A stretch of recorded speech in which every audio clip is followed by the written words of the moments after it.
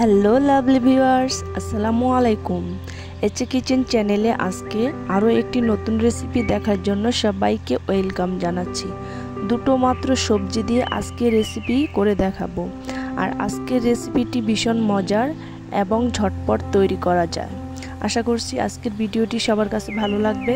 তাহলে চলুন রেসিপিটি দেখে নিচ্ছি। আমি প্রথমে চুলায় একটি ফ্রাই প্যান বসিয়েছি। এখন এখানে 2 টেবিল চামচ সরিষার তেল দিয়ে দিচ্ছি। আমি এখানে 1 কাপ মিষ্টি কুমড়া নিয়েছি। মিষ্টি কুমড়াটা এরকম কিউব করে কেটে নিয়েছি। এখন মিষ্টি কুমড়াটাকে ভেজে নেব। সামান্য লবণ দিয়ে দিচ্ছি।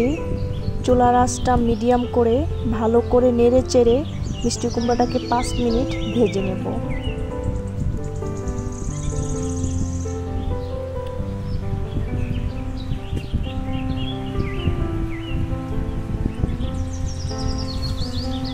এই তো আমি মিষ্টি কুমড়াটাকে ভালো করে নেড়ে চেড়ে 5 মিনিট ভেজে নিলাম। এখন তেল ঝরিয়ে তুলে নেব। এখন এই তেলের মধ্যে পুঁই শাক দিয়ে দিচ্ছি। সামান্য লবণ দিয়ে ঢাকনা দিয়ে ঢেকে কিছুক্ষণ রান্না করব। কিছুক্ষণ পর ঢাকনা তুলে ভালো করে নেড়ে চেড়ে দেব। আমি এখানে কচি পুঁই শাক নিয়েছি, আপনারাও চেষ্টা করবেন এখানে কচি পুঁই শাকটা দিয়ে রান্না করতে। ভালো করে নেড়ে চেড়ে ঢাকনা দিয়ে ঢেকে আরও কিছুক্ষণ রান্না করব।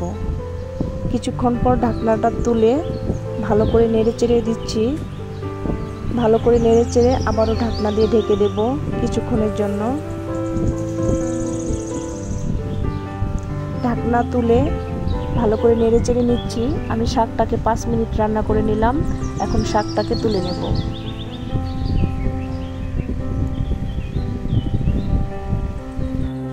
দুই টেবিল চামচ তেল দিয়ে দিচ্ছি। এখন দিয়ে দিচ্ছি ছোট সাইজের 3টি পেঁয়াজ কুচি, রসুন কুচি আর কিছু কাঁচামরিচ ফালি। ঝালটা আপনারা আপনাদের পছন্দ মতো দিয়ে দিবেন। এখন এগুলো একটু ভেজে নিচ্ছি। তো যখন দেখবেন পেঁয়াজটা একটু নরম হয়ে গেছে, তখন এখানে আগের থেকে ভেজে রাখা মিষ্টি কুমড়া দিয়ে দিবেন। আমি এখানে মিষ্টি কুমড়া দিয়ে দিলাম। মিষ্টি কুমড়াটা দিয়ে কিছুক্ষণ ভালো করে নেড়ে চেড়ে নেব।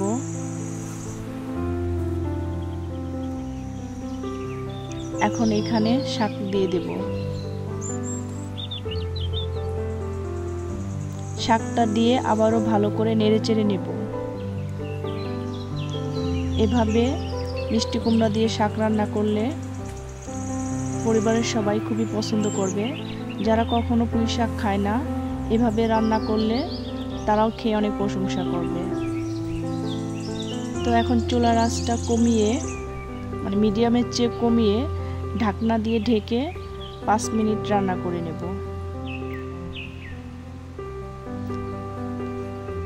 আশা করছি আজকের ভিডিওটি আপনাদের কাছে ভালো লাগবে। ফিরে এলাম 5 মিনিট পর। এখন ঢাকনা তুলে ভালো করে নেড়ে চেড়ে দিচ্ছি।